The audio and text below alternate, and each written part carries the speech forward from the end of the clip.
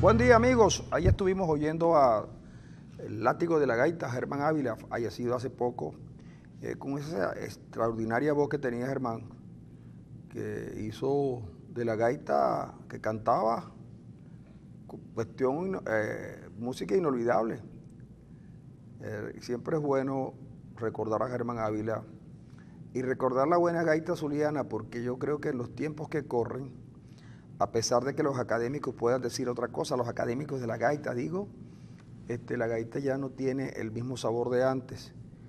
Yo no sé si es que la gaita dejó de ser lo que era para convertirse en otro género que lleva el nombre de gaita, pero la gaita era una crónica social a la que le ponían música.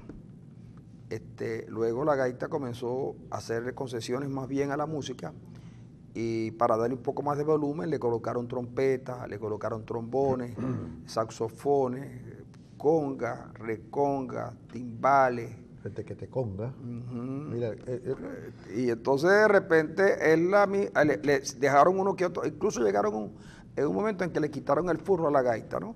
Entonces la gente en el Zulia debe rescatar su ritmo, pero no para convertirle para seguir haciéndola comercial, sino para que la gente pueda divertirse en Navidad, porque un buen ritmo zuliano debe ser muy bueno, ¿no? Es bueno. Además, fíjate tú en el exterior, como la gente se va y se lleva sus tamboras y sus cuatros y sus maracas, sus charracas y sus furros, entonces montan unas tenidas que son buenísimas. En cambio, nosotros vemos cómo poco a poco se sigue tocando un tipo de música con los instrumentos de la gaita, pero que ya no es gaita, es otra cosa. Al punto que tú, salvo que, por ejemplo, oigas una composición que interpreta Ricardo Cepeda, o una de Daniel Obadel, o esos los más importantes cantantes, ya tú no sabes quién está cantando, ni quién está tocando. Yo creo que como cambian las condiciones de recepción, ¿no?, de los productos culturales y de cualquier producto, es posible que la gaita haya hecho esa concesión a esas modificaciones en las condiciones materiales de recepción de los productos, ¿no? Que haya hecho esa concesión a esos cambios, ¿no? Entonces hayan introducido ese tipo de elementos que tú señalas, hayan cambiado la métrica, según es que es probable que la métrica no haya cambiado. Entonces haya cambiado el propio género para adecuarse a las nuevas condiciones de recepción de esos productos. Que a la gente le gusta bailar, a la gente le gusta el reggaetón. No te extrañe que haya una gaita reggaetón en el futuro. No sé si la hay ya, ¿no? No es de extrañar. Porque bueno, hay nuevas condiciones de recepción. Eso que decía en estos días Ramos Alup, que yo sigo siendo el mismo y digo las mismas cosas en el mismo tono, pero hoy la gente me asume como simpático, mientras que la gente me asumía como antipático. Que por cierto, ayer en un discurso que dio ayer o anteayer en Barcelona, oye, fue duro. Las cosas que dijo Maduro, que dijo Ramos con respecto a Maduro, fueron muy fuertes, y a mí, te confieso que a mí ese tipo de lenguaje no me agrada mucho, ¿no? Y él tendrá sus razones, pero digo, tú no puedes educar a la gente haciendo lo mismo que a la persona que estás criticando. Yo creo que hay maneras. Mira, Betancur usaba un lenguaje rebuscado. Es verdad, Betancur usaba un lenguaje rebuscado porque usaba palabras en desuso, pero nunca fue soez. Bueno, eso mismo te digo yo, las condiciones de recepción han cambiado tanto y las condiciones actuales de la crisis venezolana son tan agobiantes que lo que hace el discurso de un hombre como Ramos Alup, que es un hombre culto, sí, claro, tucho en la política venezolana, ha cambiado también su propia gramática para expresar su descontento y adecuarse un poco a lo que la gente le está exigiendo, que hable en el mismo lenguaje de lo que hablan en este caso el oficialismo, que sin pudor alguno dice cualquier cosa.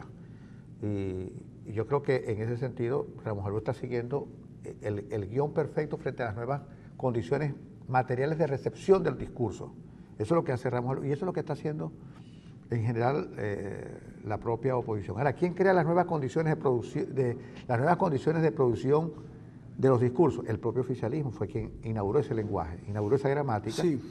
Y lo que hace Ramos Alup es más o menos Sí, hablar pero de todas tono. maneras, yo entiendo la explicación, muy valedera, pero quiero decirte que aún así precisamente una de las cosas que a mí me distanció del presidente Chávez y de su manera de gobernar es justamente la manera como él comenzó a dirigirse a la gente. Yo no voté por Chávez porque me parecía que ese discurso tremendista ocultaba algo más que la fiereza de un teniente coronel, pero aquello de pretender freír la cabeza de los opositores me pareció un exabrupto que la sociedad venezolana debió haber parado a tiempo. Por eso es que hoy la mea culpa de algunos debe tener sus conciencias muy ocupadas, porque Chávez dijo cosas en esa campaña electoral que eran para darle un parado, no, que va.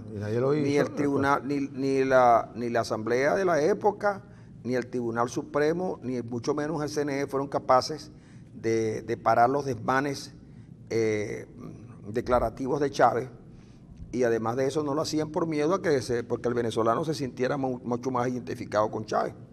El venezolano quería castigar a la democracia, quería castigarlo, Y fíjate tú, por ejemplo, que con la democracia pasó una cosa muy particular, que es que cuando cae Betancur, cuando cae Pérez Jiménez, en una noche de un día de enero, cae Pérez Jiménez y se va. Pérez Jiménez se va porque siente que el apoyo que tenía interno lo perdió. Y Pérez Jiménez después es detenido en los Estados Unidos y extraditado a Venezuela. En un juicio donde los Estados Unidos, que querían congraciarse con el gobierno venezolano, extraditaron a Pérez Jiménez. Porque si alguien gozó del apoyo fue Pérez Jiménez de los Estados Unidos. Entonces lo extraditaron a Venezuela, pero Pérez Jiménez preso, no estoy seguro ahora, Pérez Jiménez preso fue candidato a senador y sacó un partido, y el partido de Pérez Jiménez, según dicen algunos, ganó las elecciones en Caracas, y ahí se cobijó medio mundo. De extrañar no tiene que la democracia, que fue muy golpeada por Chávez, hubiera regresado enseguida si las condiciones hubieran sido otras. Si las condiciones hubieran sido donde no se hubiese aprobado la reelección indefinida y donde el Tribunal Supremo, la Corte Suprema no hubiera funcionado como funcionó, y si los políticos hubieran tenido otra conducta.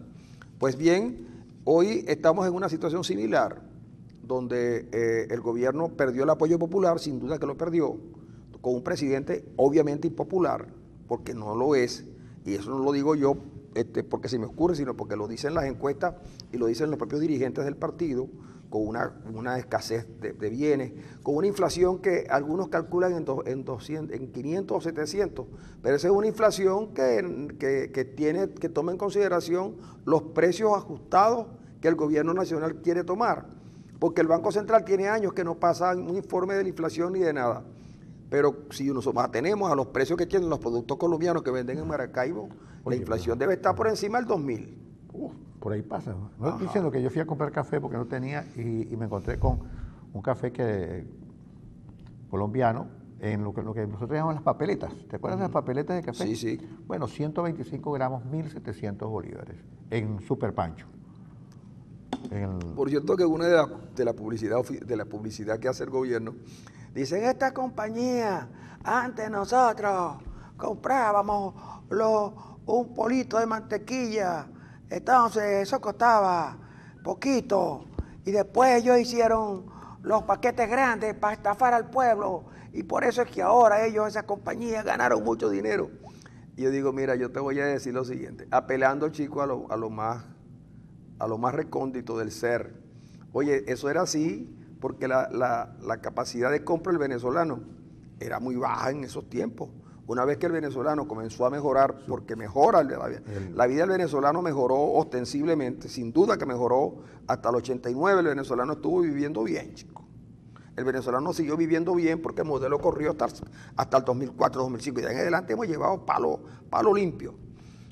El propio Chávez llegó a decir un día, ¿cómo van a decir que el país está mal si todo el mundo tiene un carro nuevo? ¿Sí? Él decía que era carro nuevo, y entonces resulta que después que vino toda la debacle, porque malas políticas acompañadas de caer el precio del petróleo, cae el precio del petróleo, y de paso malas políticas, cae el precio del petróleo, y tenemos una dirigencia que no entiende lo que está pasando y que solo entiende de protección a quienes han hecho del erario nacional su hacienda particular. Entonces no hay salida. Y por eso el presidente Maduro no tiene el apoyo que debía tener. Por eso el presidente Maduro votó lo que Chávez le dejó, que le dejó bastante, en una elección que todavía no se sabe si realmente la ganó, ¿no? Si realmente la ganó el presidente Chávez. Mira, sí, bueno. Oye, Francisco, todo indica que supuestamente hoy, según todas las voces de la MUD, se iba a leer una sentencia del Tribunal Supremo donde el referéndum revocatorio quedaba totalmente liquidado. Tendremos que esperar lo que pase al día de hoy. Yo creo que ante la denuncia y que la MUD ha abierto el paraguas antes de que lloviera, es posible que eso no se realice hoy y ojalá que no se realice nunca, porque eso sí sería colocar al país en un disparadero, ¿no? Si el Tribunal Supremo de Justicia incurre en semejante violación de la Constitución, que es bien curioso. Quien debería proteger la Constitución, vigilarla, y quien debería además interpretarla fielmente, es quien la termina violando siempre, que es la Sala Constitucional, fíjate tú. Aunque obviamente la Sala Constitucional ha contribuido enormemente a liquidar la Constitución Nacional, porque el hecho de que ellos se les ocurriera, si se les ocurre, ojalá que tampoco se les ocurra, aprobar el presupuesto del año entrante, sería una violación flagrante de la Constitución y así es verdad que estaríamos en aguas tenebrosas, ¿no? Ojalá que la Sala Constitucional asuma un papel patriótico, ¿verdad? En este caso sí, la patria es importante, porque una mala decisión puede provocar resultados indeseables para todos. Ojalá que se sumerja, como dice una vicerrectora, en su sentido patriótico y asuma el papel que tiene que asumir, que es la interpretación fiel de la Constitución y no permita que el presidente Maduro presente el presupuesto el año próximo ante la sala plena o ante el Tribunal Supremo. Ojalá. Pero es que fíjate tú que lo puede hacer, pero lo puede hacer después de una ilegalidad. ¿Por qué? Porque resulta que el Tribunal Supremo resuelve declarar a la Asamblea Nacional en rebeldía, porque resulta que la Asamblea Nacional incorporó a 3 diputados que el Tribunal Supremo había decidido que no eran diputados. Hubo una elección, alguien impugnó la elección y sin embargo, sin más pruebas que la que dio alguien de una supuesta llamada telefónica, el Tribunal Supremo decide eliminar de cuajo 4 diputados.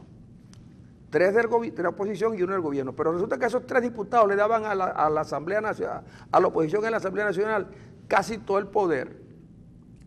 ¿De acuerdo? Entonces, pero han pasado cerca de 10 meses y el gobierno y el tribunal no resuelve nada y el CNE tampoco. Entonces, la Asamblea Nacional, que en un principio aceptó la decisión de la sala electoral, terminó aceptando a los diputados porque no tenía sentido, además están proclamados legalmente, tenían validez y mucho menos esperando que el CNE dijera algo, no dijo nada. Entonces puede pasar 4 años y la sala electoral no dice nada, entonces todo el mundo sabe que eso es una decisión ilegal. Como ilegal es declarar en rebeldía a la Asamblea Nacional, como la Asamblea está en rebeldía, el presidente puede ir a presentar el presupuesto al Tribunal Supremo. Lo que ocurre es que una ilegalidad lleva a otra ilegalidad. Entonces pretenden hacer una cosa peor, que es la de aprobar en un tal Congreso de la Patria el presupuesto nacional, como si no existiera una asamblea. Entonces, primero, para que eso ocurra, el gobierno tiene que declarar que no existe en Venezuela ninguna asamblea nacional legalmente, porque es que no darle los fondos, no darle recursos, impedirle el funcionamiento, a través del TCJ violentar todo lo que ellos puedan hacer como en leyes. Lo que lleva al gobierno es decir, señores, aquí vamos a gobernar sin Asamblea Nacional. Ahora es el Congreso del Pueblo. ¿Ok? Entonces ya eso pone las cosas en otro lugar. Si es que lo hemos venido diciendo hace días. El gobierno se está moviendo en las aguas de un tipo de gobierno que no es el democrático, donde se respetan los poderes legítimamente constituidos, porque la Asamblea Nacional fue electa por el pueblo. Mira, probablemente el único golpe de Estado exitoso que se ha dado en Venezuela en los últimos tiempos es que es un golpe continuado. Hoy lo expresa bastante bien el artículo de Andrés Cañizales, Andrés Cañizales, ¿en qué diario? Está en el Nacional, pero creo que lo leí en La Patilla. Excelente el golpe continuo del gobierno. Ha sido exitosísimo, puesto que han ido prácticamente avanzando hasta el punto de que hoy, como dices tú, pudieran tomar cualquier decisión que daría al traste definitivamente con lo poco que queda de democracia, con lo poquísimo que queda. Y yo creo que sería bueno ya de dejar de sofisma y de que estamos frente a un gobierno de verdad que se acerca mucho, tanto que a veces se confunde con la dictadura. Mira, ayer, por ejemplo, fíjate tú cómo son las cosas. Ayer había una actividad de la Mesa de la Unidad Democrática en Las Palmas, allá en Caracas. Y allí agredieron a Mario Belmonte, el secretario de la universidad. Lo maltrataron, pues. Entonces, yo he venido sosteniendo que eso va a pasar con comunicadores a quienes ya se les hace la vida imposible cuando van a salir de Venezuela. En estos días se lo hicieron a un muchacho, al presidente de la Federación de Centros Universitarios, que le hicieron hasta radiografías abdominales para saber si no llevaba en su cuerpo droga para el exterior. Una maldad, sin duda, por un cretino que estaba en ese momento al frente de inmigración. Pues no, es una cretinada. Sabiendo los mismos tipos que dejan pasar toneladas de droga en las rampas del aeropuerto de Maiquetía. Los mismos tipos que les han pasado por allí toneladas de droga, agarran a un muchacho, ¿verdad?, que es presidente de la Federación de Centros Universitarios, y le envían a hacer radiografías abdominales para tratar de determinar si llevaba droga. Ayer agredieron a Belmonte, mañana van a agredir a otro. Los colectivos bajarán y tomarán alguna actividad más violenta que la que hasta ahora han tenido. Detendrán a otro dirigente político y le acusarán de las cosas que ellos han hecho. Inhabilitarán partidos.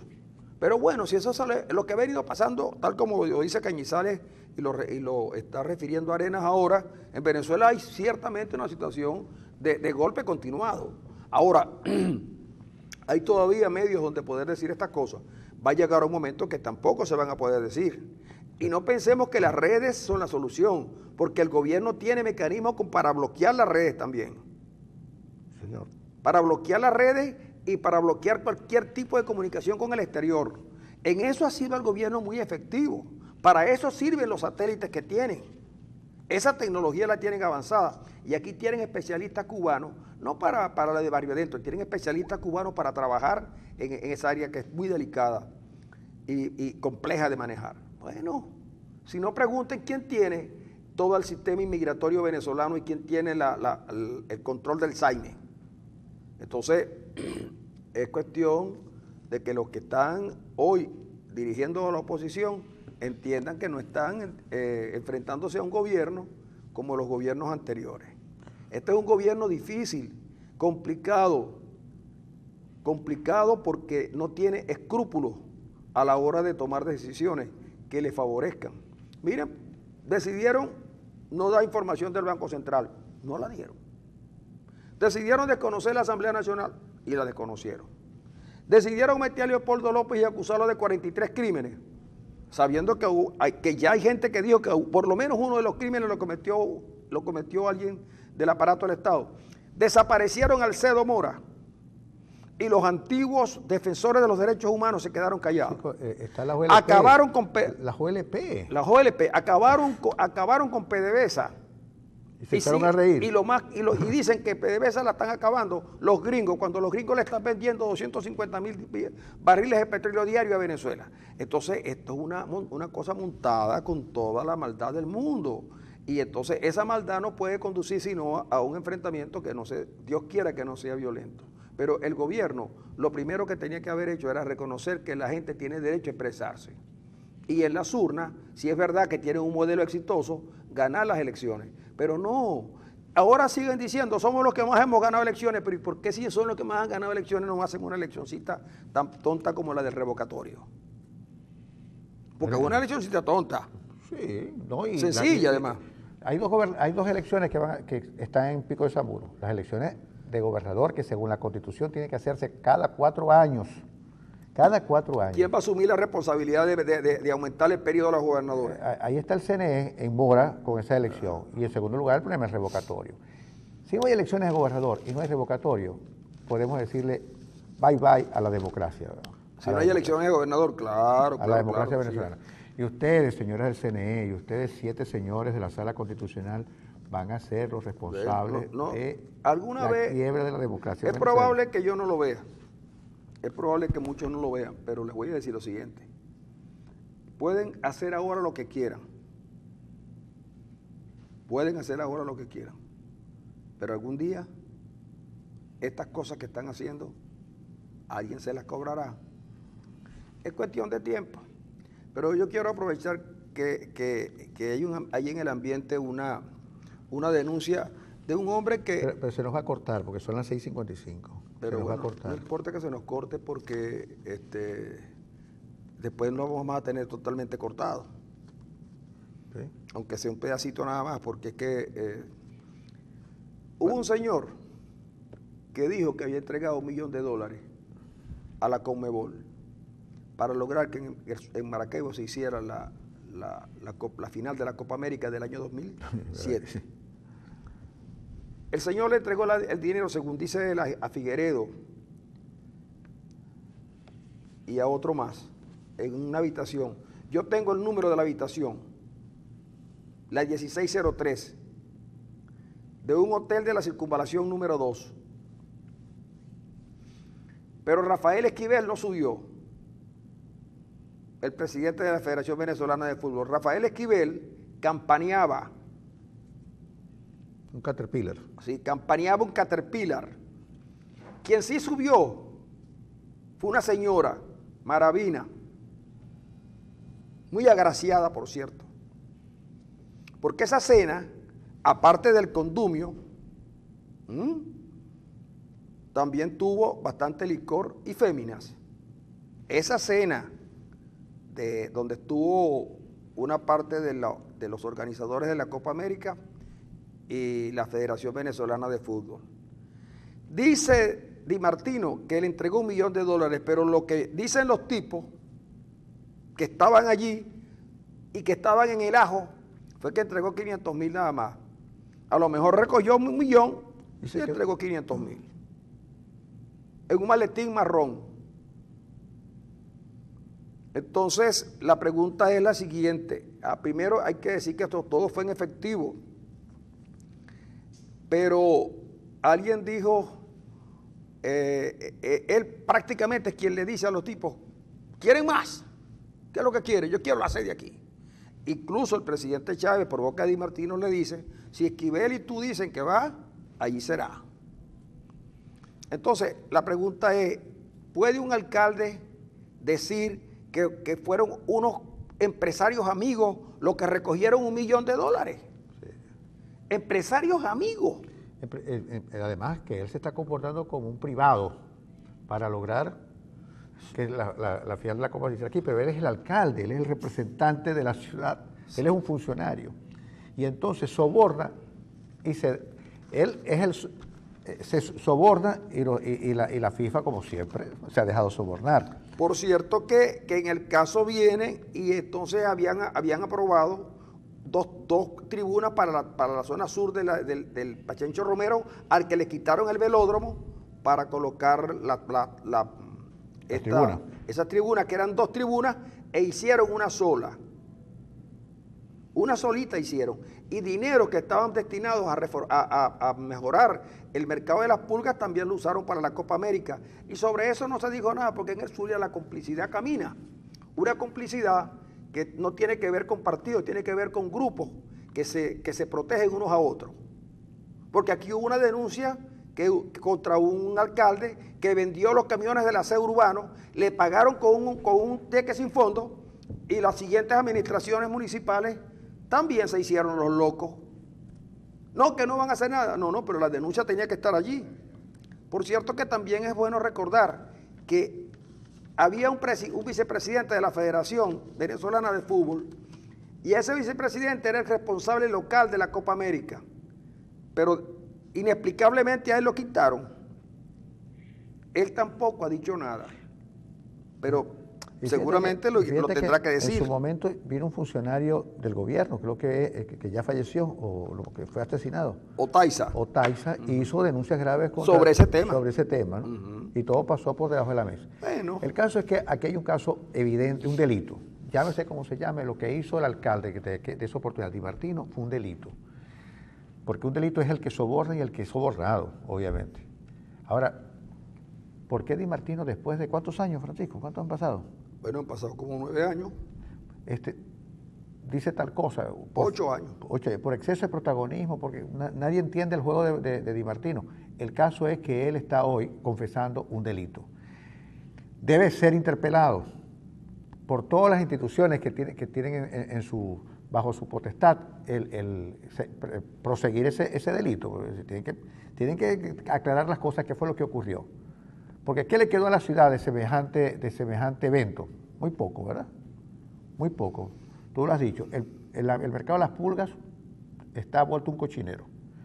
Las tribunas, está la tribuna allí y el velódromo desapareció. Que es un velódromo costosísimo, porque todo el problema de la cancha y todo lo demás, sí, era una cosa bien diseñada, que fue hecha para los bolivarianos, que alguna vez se hizo en Maracaibo, en tiempos creo que de Caldera. Creo que fue en finales de la década de los 60. Yo creo que aquí Di Martino tiene que responder, ya no como el fanfarroncito que dio esa declaración a Panorama, ni como el héroe, sino que tiene que declarar porque ha cometido un delito. Sí, señor. Vamos a la pausa, amigos.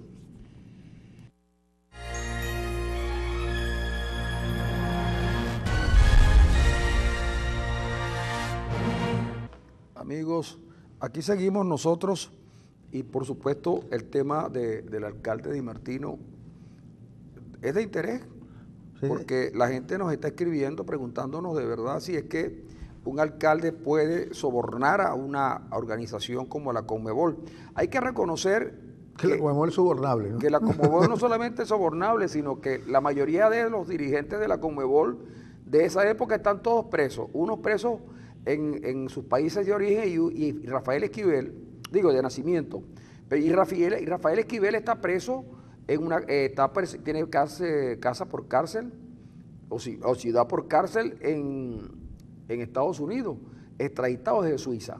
Ahora, a mí me cuentan, claro, sin duda que Esquivel debió estar en ese guiso, pero me dicen que Esquivel no estuvo en la habitación 1603 de ese hotel de la circunvalación número 2. Lo que sí es verdad es que el alcalde Di Martino, si le han pedido más ha llevado. Incluso hay una parte que él señala que él habló con Chávez y le dijo, mira Chávez, entonces Chávez le dijo, bueno, si ustedes consiguieron eso, que sea allá, porque quienes estaban pidiendo la sede no era Maturín, porque Maturín no tiene a 100 kilómetros un aeropuerto internacional. En ese momento el aeropuerto de Maturín no era internacional, ahora sí lo es. No tiene la capacidad hotelera ni tenía las vías que eran necesarias lo ideal era Maracaibo. Pero sin embargo, estos señores de la Conmebol, cuando Di Martino les pidió 48 horas, ellos le dijeron no, 24 horas. Di Martino cuenta que los tipos eran muy arrogantes y tal. Pero la pregunta que se hace la gente que nos escribe es la siguiente: ¿puede un alcalde de una ciudad decir que él buscó dinero entre sus amigos? ¿Quiénes son esos amigos del alcalde? ¿Por qué no dice los nombres de esos benefactores? ¿Es que acaso los amigos del alcalde eran los que estaban construyendo las tribunas del estadio? ¿Eran los que estaban haciendo las refacciones? Se le dieron a estos señores los contratos. Estos señores que tenían los contratos fueron los que ayudaron al alcalde Di Martino a conseguir que la final de la Copa América 2007 se hiciera en Maracaibo.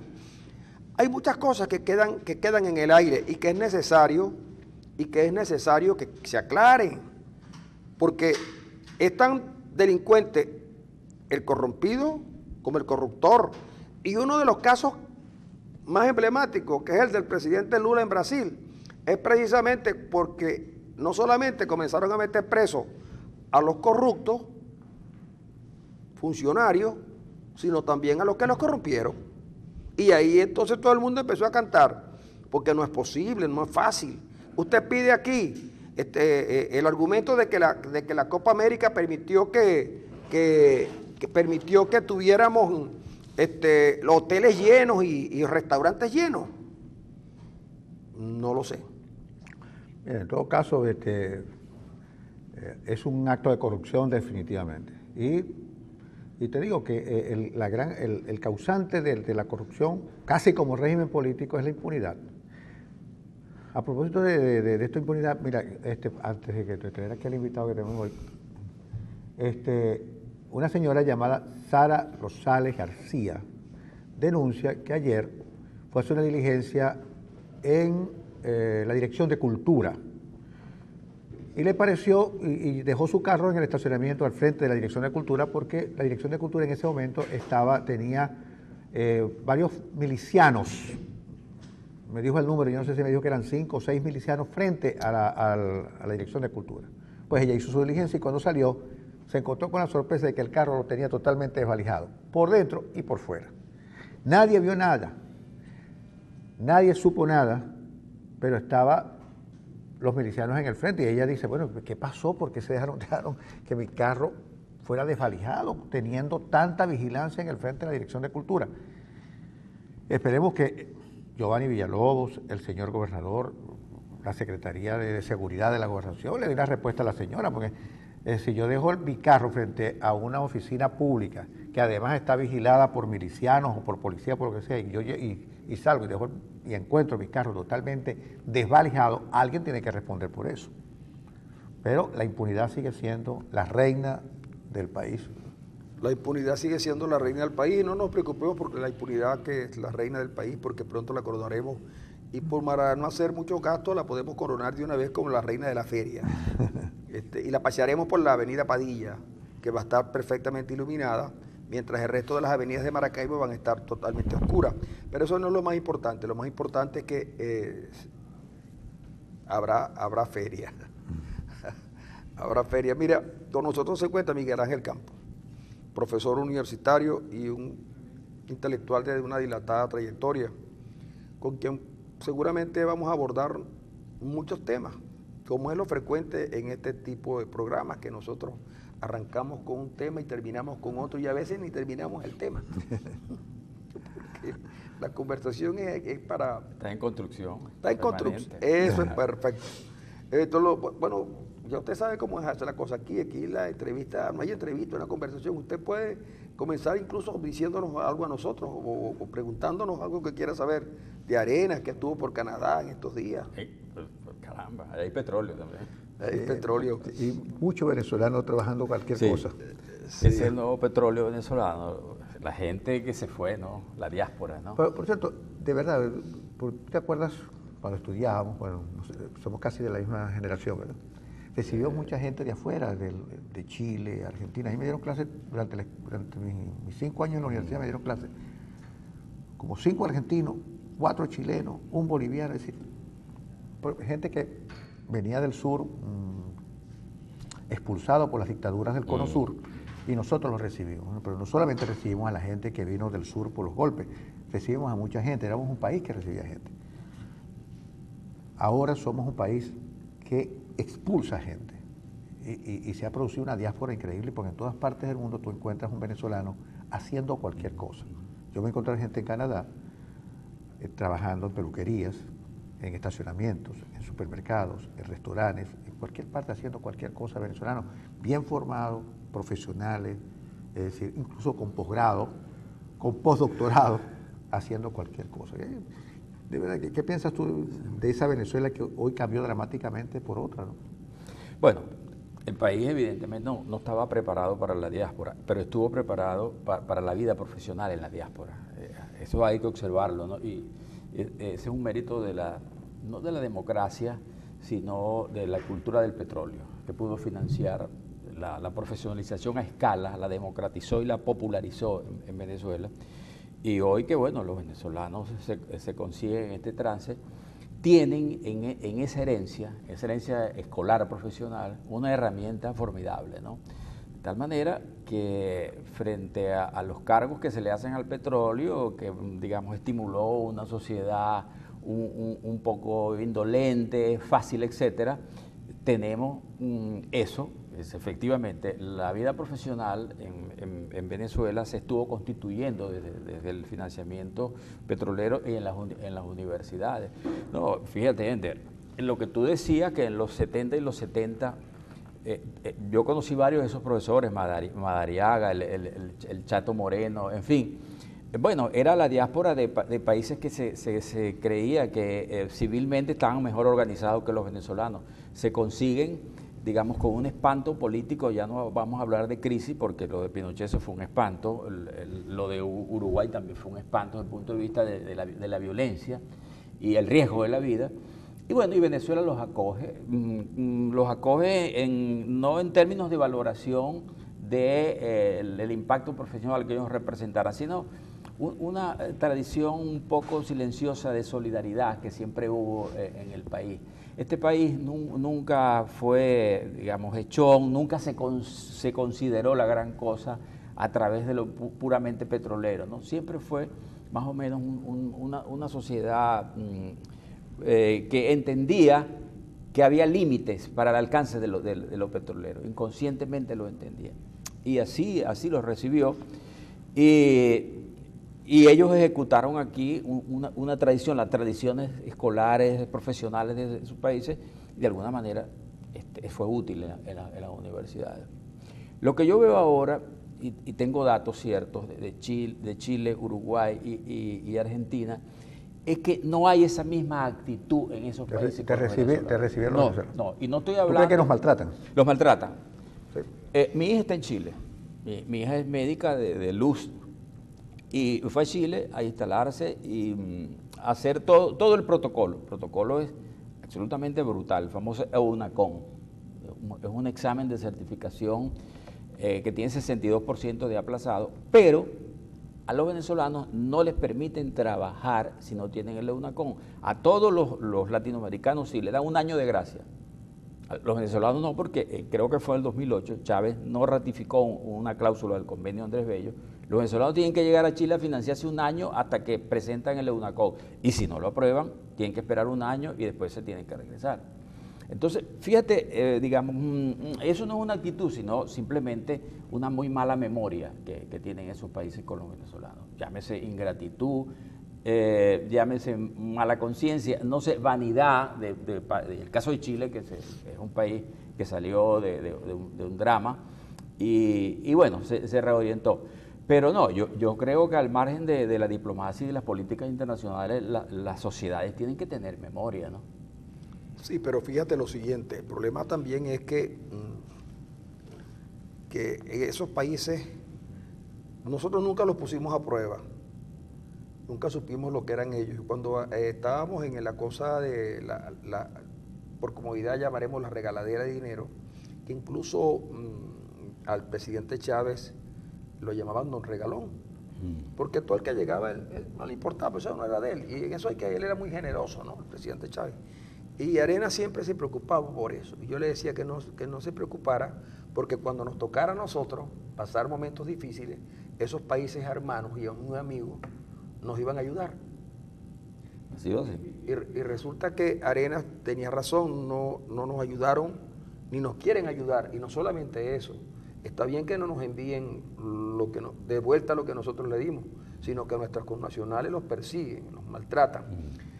Nosotros que somos hijos putativos del cine mexicano, que fuimos colonizados por la ranchera, a mí me contaba el rector de la Universidad de Zulia, un rector, Chinco Ferrer, que estuvo trabajando, una eminencia en el mundo del petróleo, brillante estudiante de sus momentos de estudiante y una personalidad en el mundo del petróleo.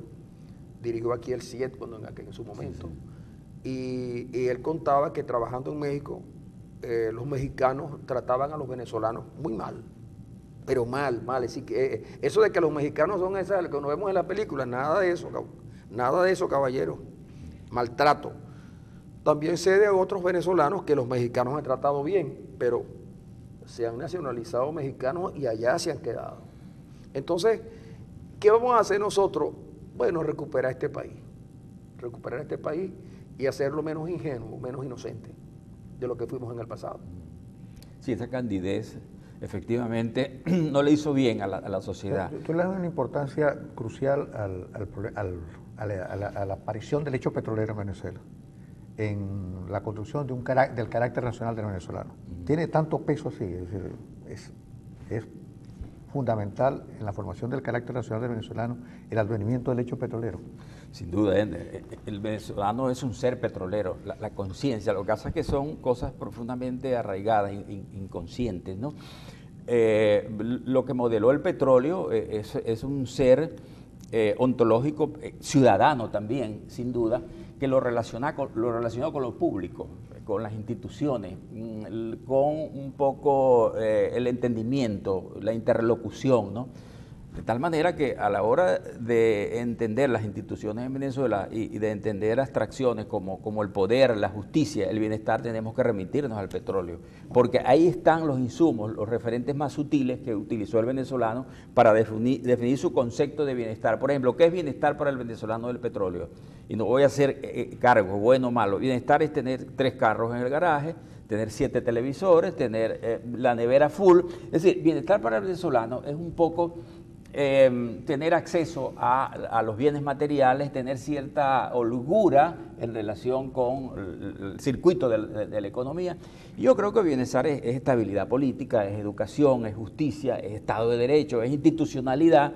Bueno, esos elementos parece que no están muy presentes en ese concepto de bienestar que elaboró el venezolano. Y ese es un concepto, creo yo, típicamente de la cultura del petróleo. Por eso será que Venezuela no dijo ni pío cuando empezó a erosionarse y empezó a producirse un deslave institucional y las instituciones se fueron al carrizo y el venezolano por mucho tiempo, durante los primeros años del chavismo y probablemente hasta que murió Chávez, obviamente dejó pasar el deslave institucional y que las instituciones se volvieran nada. Porque justamente la sociedad parecía funcionar solamente desde la economía, parecía que era suficiente la economía para que funcionara la sociedad. Y bueno, y no era así. El hecho de que la economía entra en crisis pone en evidencia que se necesitan las instituciones, el Estado de Derecho, el relacionamiento, educación, profesionalización, para que un país, que una sociedad funcione. El venezolano olvidó eso durante mucho tiempo. Creía que era accesorio y se consigue con este espanto de que, bueno, no, la economía es una cosa inercial. Lo que le inyecta vigor y lo que representa la verdadera fisiología de la economía es la perspectiva de los consumidores. Y esa perspectiva es de ciudadanía, es política, es de educación. Aquí se creyó que, bueno, que la educación era aprender a leer, escribir y titularse. No, la educación tiene otras funciones, como lo recuerda siempre Orlando Albornoz, ¿no? Las funciones de, integrar a los individuos al tejido social y de crear un imaginario societario, en fin. Pero en Venezuela todavía se cree que educar es titular. Y eso lo creía el presidente Chávez, al punto que, por ejemplo, el presidente Chávez nunca le oímos un discurso a favor de la calidad de la educación, sino el presidente Chávez hablaba de crear muchas universidades donde quiera que fuera. No importa, por ejemplo, modelo que no fue Chávez quien lo creó. Aquí se crearon escuelas y universidades en zonas donde no era posible que existieran profesores universitarios, y mucho menos que la economía de esa zona absorbiera al profesional egresado. Entonces se daban casos de escuelas que daban de educación y ahí habían dos o tres liceos y 20 o 50 escuelas. Pero la universidad estaba allí, la universidad, democratizar la universidad que era un núcleo universitario en cualquier parte, y luego se lo llamaron regionalización, pero nunca tocaron el punto medular que era la calidad. Chávez creó muchas universidades. Yo no sé si esas universidades son de calidad porque no he tenido confrontación con ellas, pero sí sé que en las nuestras, en las universidades autónomas, la calidad de la educación se ha venido a menos. Hoy potenciaba la calidad de la educación, su deterioro, con la fuga de profesores. O lo decía Alicia Martínez de Salón, una funcionaria de muy alto nivel en la Universidad del Zulia, que le está haciendo prácticamente imposible a los decanos llenar, por las trabas universitarias, llenar las vacantes, que están buscando profesores jubilados, y que en algunos casos la situación es más dramática porque los profesores se van y anuncian que se fueron y no regresan. Y es gravísimo en ingeniería, en medicina, etcétera. Entonces uno dice, bueno, ¿y con quién vamos a recuperar este país? ¿Con quiénes lo vamos a recuperar? Porque de verdad que es preocupante que ya a las dificultades que teníamos se está sumando esta, que los mejores talentos se están marchando. Y es verdad que tenemos problemas, pero un buen profesional siempre es atendido en el exterior, siempre. Un buen profesional, lo primero que hacen los tipos es examinar sus credenciales, pero luego lo ponen a prueba. Y si es bueno, se queda y es apreciado. Ahora, en Venezuela ese tipo de baremos se salta la torera, porque los cubanos llegaron aquí y se instalaron como médicos y muchos de ellos no lo fueron, no lo eran. Bueno, eso es violación del ordenamiento jurídico del país, para empezar, ¿no? Y un, digamos, un gran descrédito para la vida profesional en el país, que esta era una vida profesional solemne, con alguna descripción, pero era efectiva, ¿no? Estaba dentro de los cánones, era un poco la sociedad del conocimiento. En Venezuela no existe ya sociedad del conocimiento. A propósito de lo que dice Francisco, fíjate, tienes el caso de la UBB y tienes el caso de los médicos integrales. La democratización de la educación universitaria de la UBB es una gran farsa. ¿Por qué? Bueno, porque el plantel de profesores de la UBB no pasó por ningún filtro de selección, de exámenes de oposición, nada de eso, ¿no? El carnet. Claro. Y bueno, y el alumnado va, es un poco ahí una gran pachanga, ¿no? Y una indiferencia que ya tocó, como lo acaban de recordar ustedes, a la Universidad Autónoma. Alguien diría, bueno, pero ahí los egresados nadie se va a morir porque salgan egresados con 10. Pero tienes los médicos integrales. Los médicos integrales sí representan un problema de salud ya en Venezuela. Hay alrededor de 15.000 médicos integrales que están ejerciendo la medicina titulados, pero que no son médicos. Es decir, no han visto anatomías patológicas, fisiología, no han visto bioquímica, no hay laboratorios ni estructuras en las universidades que gradúan a esos médicos, que aquí en el Zulia creo que es la Universidad Baral, en fin, de tal manera que ahí sí van a matar gente. Entonces, esos aspectos donde la demagogia se instala en la educación y la vida profesional son verdaderamente peligrosos y cuando vayamos a reconstruir este país, aquí habrá que hacer una demanda a un organismo internacional para que desertifique a esos médicos y dejen de ejercer. Hablando de reconstrucción del país, uno siente que aquí, en estos últimos tiempos, hay una economía de la penuria, una política de la penuria, una sociedad de la penuria. ¿Cómo hacer realmente? Es decir, el reto que tiene el venezolano hoy, ¿cómo hacer para reconstruir un país del cual prácticamente tenemos los estropicios nada más? Bien, vamos a dejarlo allí para poder darle café dar un a cafecito Miguel Ángel. a Miguel Ángel. Sí, porque si no sigo. Si no sigue, es barato, ¿no? Él no es tan barato. Hay que darle un cafecito a Miguel Ángel y también a nosotros, de ser posible. Pues. Es que Ronald se toma el café todos los días y muy temprano. Vamos a una pausa, Andy.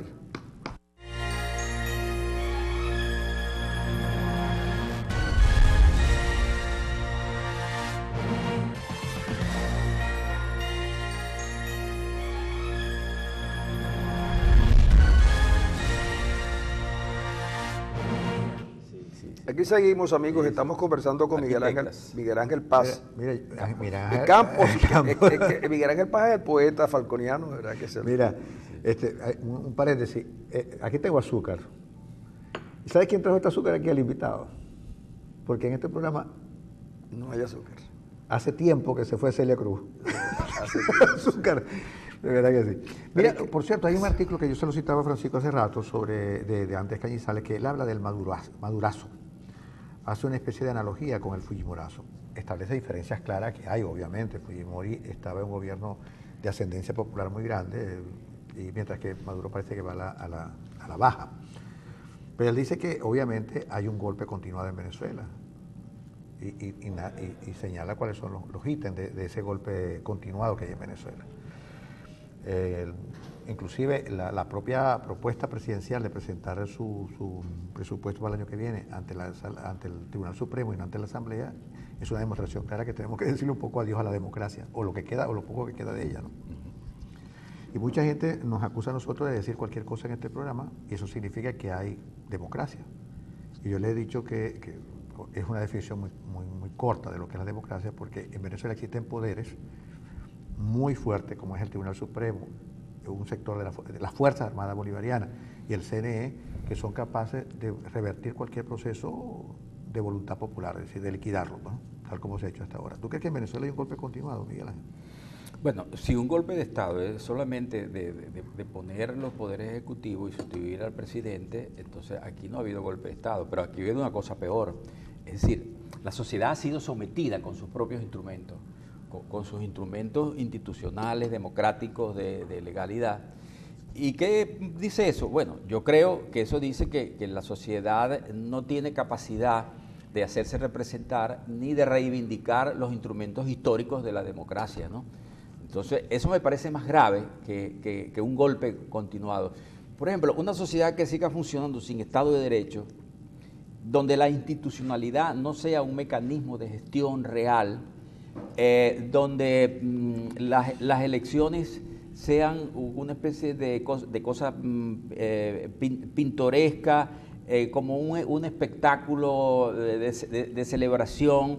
Las elecciones de diciembre del año pasado, que a los pocos días se consiguen con que están desmentidas porque el TSE se constituye por encima de la legalidad y la Asamblea sigue celebrando, digamos, la novedad que no era tal, es una novedad inercial, es decir, la sociedad se manifestó, votó abiertamente contra el gobierno en la Asamblea, pero le tocaba a esa institución señera, la Asamblea Legislativa, puntualizar, es decir, asumir la representación que le entregó esa sociedad, que era su máxima capacidad de acción, votar masivamente. Lo hizo, está muy bien, pero le tocaba a esa institución ejercer la discrecionalidad del poder, la solemnidad del poder, con la gravedad que eso tiene. No lo hizo. El TSJ se constituyó ilegalmente, después vino el desconocimiento de los diputados de Amazonas, y toda la cadena de decisiones que ha impuesto el Poder Ejecutivo. Entonces, bueno, esto es una sociedad desmayada, no necesitan darle un golpe a los poderes ejecutivos, porque es una sociedad, digamos, que tiene una enfermedad autoinmune, no hay ninguna capacidad en ningún lugar de reaccionar contra el colapso. Sí, lo que dice Calle Sales es que este golpe está gestionado desde el Estado para establecer cortocircuitos en la organización natural de la gente, en la sociedad. Sí. Es decir, es un golpe del Estado contra la sociedad que se manifestó el 6 de diciembre. Sí. Entonces, obviamente, mal podía la Asamblea asumir el rol, el papel que le había asignado la voluntad popular, porque los poderes fácticos del Estado se lo impidieron desde un comienzo. La Fuerza Armada, el Tribunal Supremo y el CNE han liquidado lo poco que de autonomía y soberanía tenía esa Asamblea, ¿no? Bueno, hay otra cosa más grave, está desmontada la democracia, entonces hay que dejar de seguir jugando a la normalidad. Es decir, bueno, eso es un problema, eso es un problema, porque lo que estamos frente a una normalidad. Es una normalidad que se asume como normal, es decir, la democracia sigue funcionando porque hay poderes constituidos, pero que no están en sus roles legítimos. ¿Qué es la formalidad del poder en términos de que manejan las instituciones, pero prácticamente sin hacer casi nada, porque ¿de qué vale tener las instituciones si tú no puedes avanzar en un modelo económico y político que te garantice la permanencia en el tiempo? Porque ahorita el gobierno tiene el poder, tiene la formalidad, tiene las instituciones, pero no logra que la gente capte que está haciendo algo por ellos. Porque tú votas por un gobierno y dices, bueno, voy a votar por este y no por otro, porque creo que lo va a hacer mejor. Entonces tú ves cómo se deterioran las calles y las ciudades del país. Tú ves cómo la inseguridad es una cosa increíble. Tú ves cómo la crueldad se instaló en el alma del venezolano, que ayer un padre de familia decía que un hijo de él estaba preso en una cárcel de San Cristóbal y en un motín lo matan, y después que lo matan lo descuartizan y lo utilizan para alimentar a otros presos. Un preso político además, supuestamente. Es un preso del gobierno. Entonces, tú ves que en otro lado descuartizan a otro tipo, y entonces es descuartizamiento, es maldad, es una cosa que hay personas desaparecidas. El caso de Alcedo Mora, que lo conocimos, un tipo dirigente de la izquierda, desaparece y nadie dice nada, y los tipos acostumbrados a denunciar las desapariciones en el pasado, esta vez se quedan callados. Una ley. Sí, en el pasado eran muy proclives algunos a denunciar las corruptelas y el cobro de comisiones por los grupos militares, y esta vez cuando se ha hecho una compra de armas verdaderamente excesiva que modifica todo el cuadro defensivo nacional, no haya alguien que diga, mira, aquí está ocurriendo esto. Es decir, antes la sociedad tenía algunos elementos moralizantes que funcionaban, hoy eso no funciona. Entonces, la pregunta es, ¿qué tipo de democracia habrá en Venezuela futuro? ¿Y con quiénes la vamos a construir? Porque también a veces tú sientes que la propuesta es simplemente saquemos a Maduro, acabemos con el modelo y después, ¿qué va a pasar con la salud? ¿Qué va a pasar con la justicia? ¿Qué va a pasar con la educación?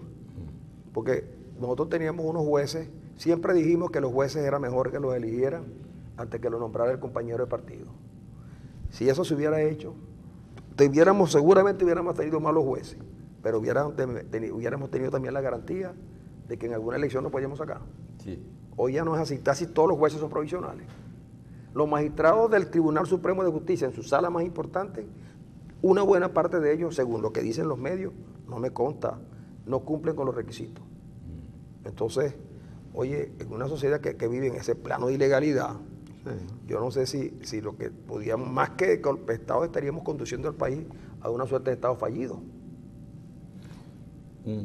Sí, el Estado fallido en Venezuela tiene que ver con que históricamente no está cumpliendo las funciones que la democracia definida dentro de ese Estado le asigna, ¿no? Eso ya es grave, pero hay otras cosas fallidas, ¿no? Tú hablabas de la crueldad ahorita, ¿no? Y hacías, digamos, una referencia directa a que efectivamente una sociedad necesita más que insumos protocolares para convivir y para ejercer el gran formato de bienestar de Occidente, que es la democracia.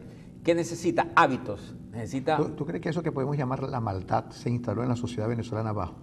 El venezolano hoy... ¿O siempre la hubo? Esa cosa que podemos llamar maldad, es decir, esa cosa de solazarse con la víctima, de asumir, sentirse orgulloso de sentirse victimario, ¿no? De otro, ¿no? Sí, mira, lo que está pasando hoy en Venezuela, ese crimen que cita Francisco... Lo estoy leyendo aquí y es atroz. El crimen de la señora que mandó a matar a sus padres y a su hija, estamos viendo, digamos, cosas características que no es que nunca las habíamos visto, pero se convirtieron un poco en la rutina. Entonces, bueno, yo creo, y aquí creo que me voy a salir un poquito del tema del día, pero seguimos en él. Es decir, estaba en el ser del venezolano esa carga de violencia, de falta de solidaridad, de crimen. Bueno, Ramón Campos, que es un ilustrado español, uno de los grandes representantes, de los pocos que hay de la ilustración española, escribió un libro clásico que se llama algo así como la vida civil y la libertad individual, donde él refuta a Rousseau. Dice que el hombre es malo por naturaleza, dice Ramón Campos, y que la sociedad lo hace bueno. Es decir, lo hace bueno quiere decir que lo socializa. Lo socializa, lo prepara para el intercambio y para la vida a partir de, digamos, de normas. Pero que esencialmente el hombre está para ser remodelado, para ser modelado, que es esencialmente malo. Eso es anti-Rousseau, muy frontal, pero está construyendo un modelo, un paradigma un poco de representación del hombre donde hay elementos artificiales novedosos, es decir, la conciencia política, la educación, la sensibilidad como una construcción, la tolerancia como alteridad.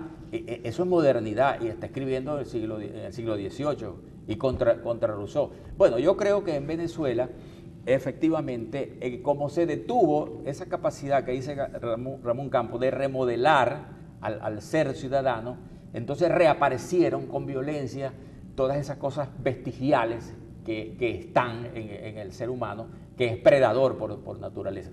Esa sería una explicación un poco, no de la coyuntura, sino de lo que sería la fuerza real del ser humano obrando en sociedad, para explicar en el caso venezolano la violencia inusitada que no creíamos algunos dicen, no, es que eso no es venezolano, los crímenes, eso vino de Colombia. Es que, exacto, estoy acordando de hace muchos años, yo vivía con mis abuelos, y hubo un famoso crimen en Maracaibo, que se llama el crimen de la Obrerita. Un crimen terrible que Me suena eso, sí, la Obrerita, de claro, la Obrerita. claro. Y mi abuela decía, ese crimen lo cometieron los colombianos porque los venezolanos no matamos así. ¿Eh? No matamos así. No matamos así. Es decir, matamos, pero no Sí, así. sí.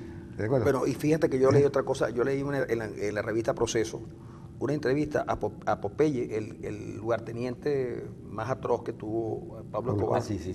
Y él decía en la entrevista que le hicieron que lo que ellos, sí es verdad, ellos tenían una pelea contra el Estado colombiano y la manejaron así. Y hubo muertos. Él mismo se confiesa que tuvo participación en muchos asesinatos. Pero dice, pero los mexicanos son más crueles que nosotros. Es decir, los mexicanos cuando matan esos tipos son demasiado crueles. Sí, claro, lo está diciendo un tipo que agarraba a una persona, lo metía en un barril de ácido y además el mismo tipo que según los cuentos agarran a los tipos y lo agarran con una motosierra. Y entonces yo digo si esto es así, ¿cómo son los esta como mexicanos? la respuesta que dio Donald Trump sobre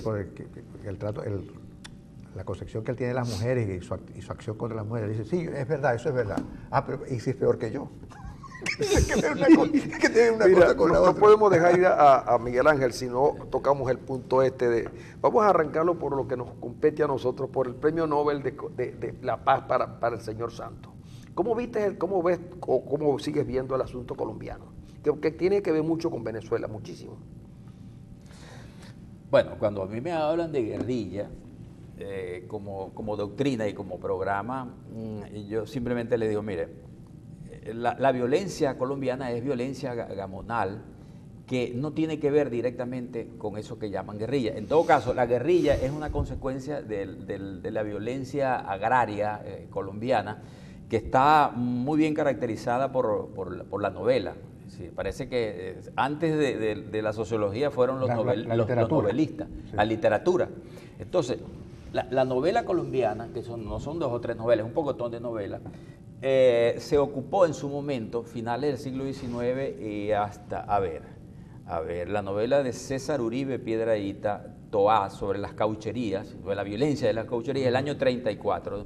Pero Gonzalo Canal Ramírez, que es otro novelista colombiano, en el 40 escribe Orú, que es la violencia en la misma región que el prologuista de Uribe Piedrahíta llama la olla maldita, la olla hidrográfica, que es Putumayo, el Caquetá y el Yarí, 3 ríos de un poco cerca de la Amazonia colombiana, donde se consolidó esa violencia histórica gamonal de lucha por la tierra, ¿no?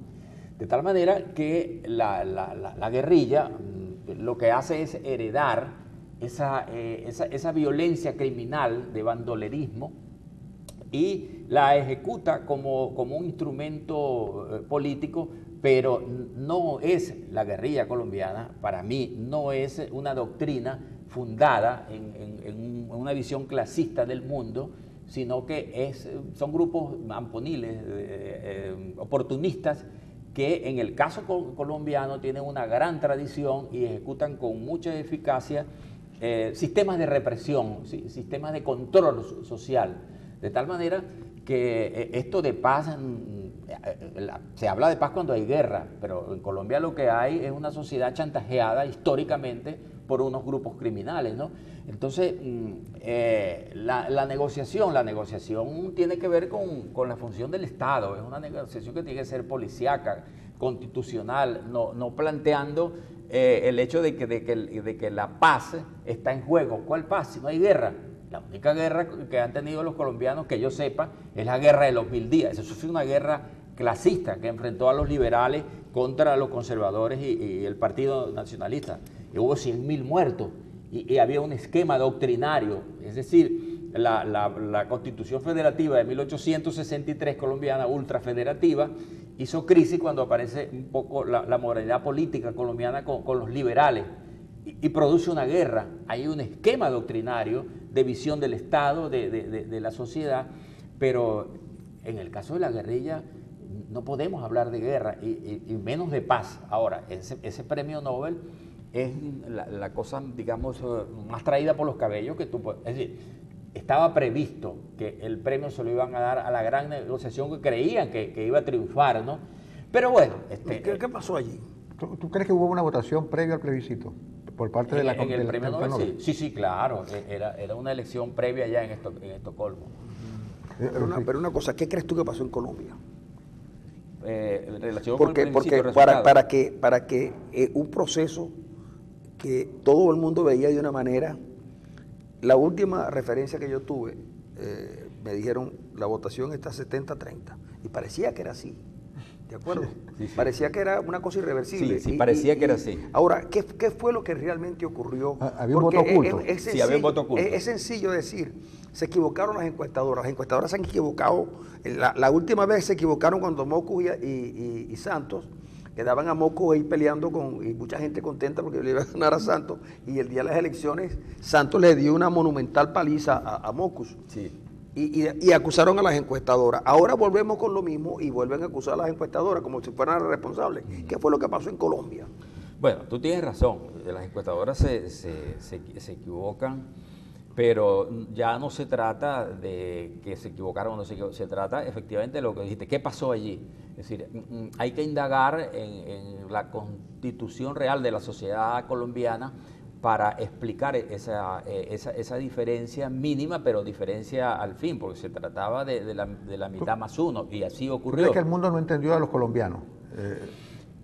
Yo creo... El Papa, todo el mundo que apostó por el sí, no conocía la realidad colombiana y no conocía a los colombianos. Sí, yo creo que hay que darle un voto de crédito a la sociedad venezolana, colombiana, porque le dio una lección a un continente de protocolo serio y una lección de que conoce de alguna manera su proceso. Es decir, entendió que antes de eso que llaman paz está la justicia. Entendió que hay elementos superiores a lo policíaco en una negociación, elementos más estables. Y eso sí es un juicio sobre, efectivamente, sobre la función fraudulenta de la guerrilla como grupo clasista defensor de los intereses de la mayoría. Ese sí, mínimo, hay que darle su real categoría. Es una puja, una cosa muy seria. Bueno, el Brexit fue también así, por muy estrecho margen, ¿no?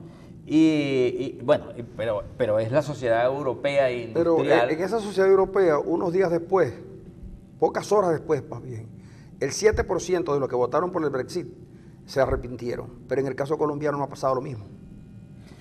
¿Qué es lo que estamos recibiendo? Que la amargura de los que perdieron ha colocado a tal punto a Uribe, que es el demonio universal. Para todo es Uribe. Entonces uno dice, pero entonces, ¿cómo es posible que un tipo que es real valía, que uno le respeta sus dotes intelectuales y sus conocimientos, terminen aceptando que todo es culpa de Uribe? Eso me parece una simplificación demasiado banal. Y pregunto, porque yo creo que es uno de los pocos con los que he podido conversar, que son pocos los que he conversado, los que he leído, que tiene una opinión distinta eres tú.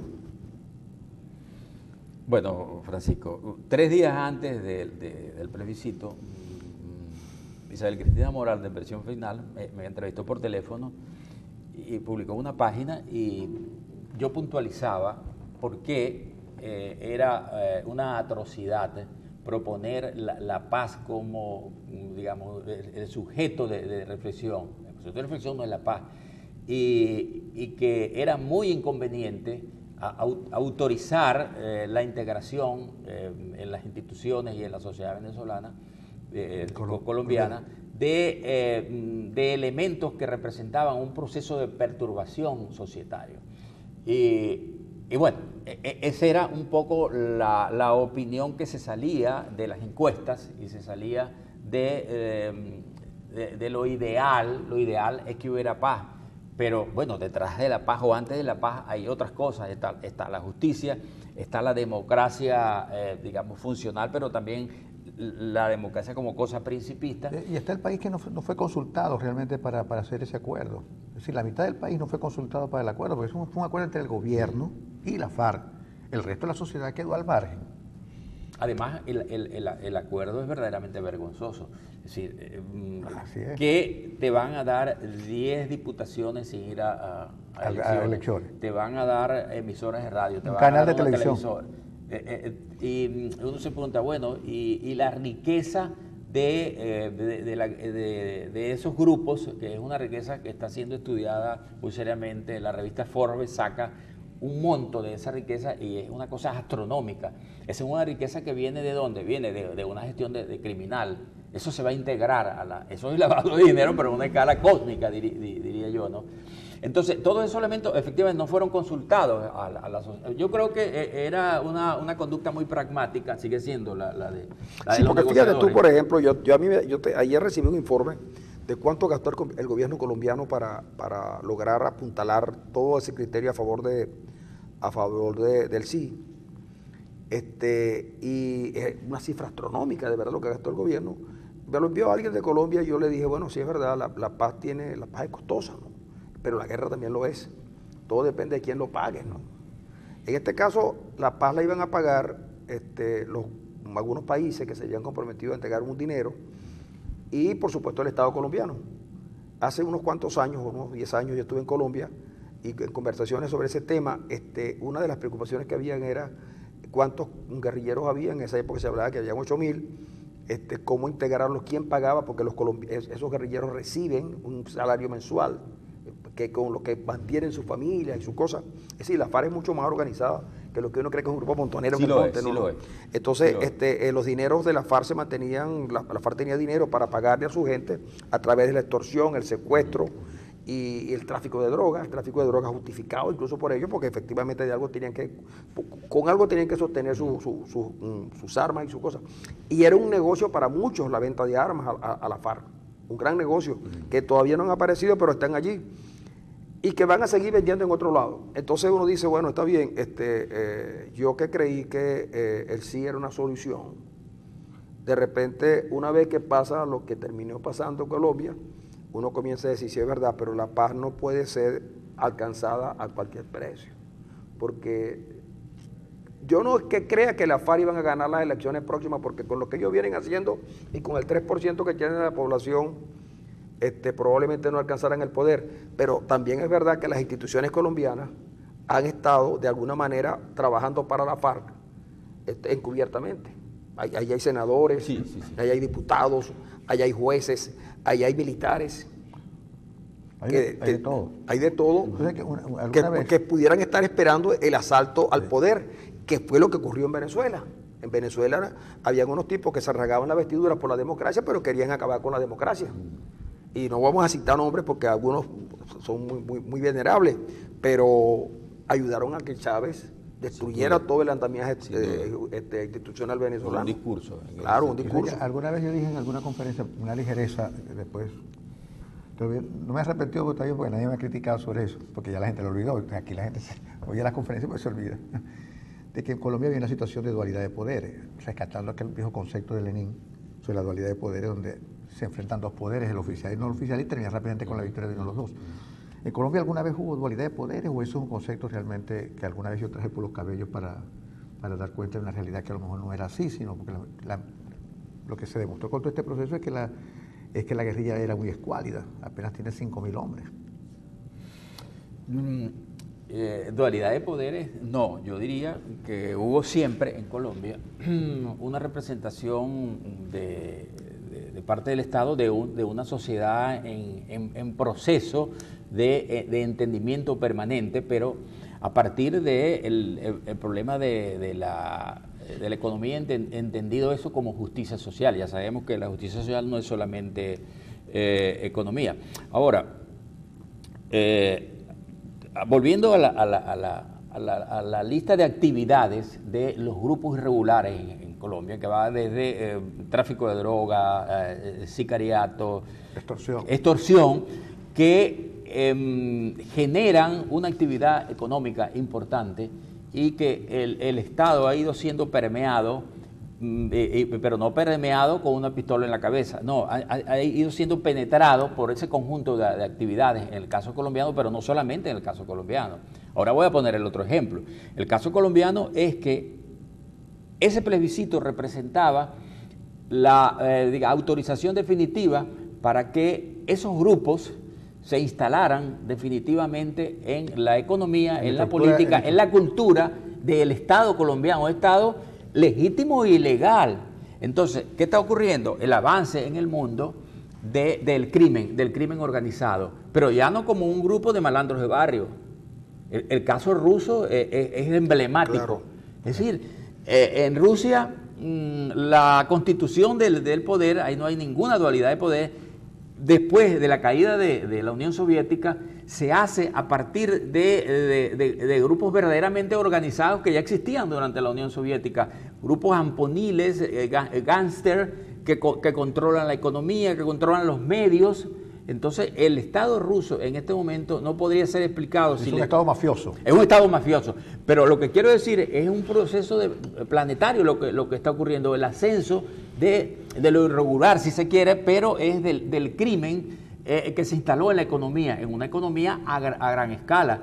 Y en el caso colombiano, bueno, el plebiscito no es que negó eso está en proceso.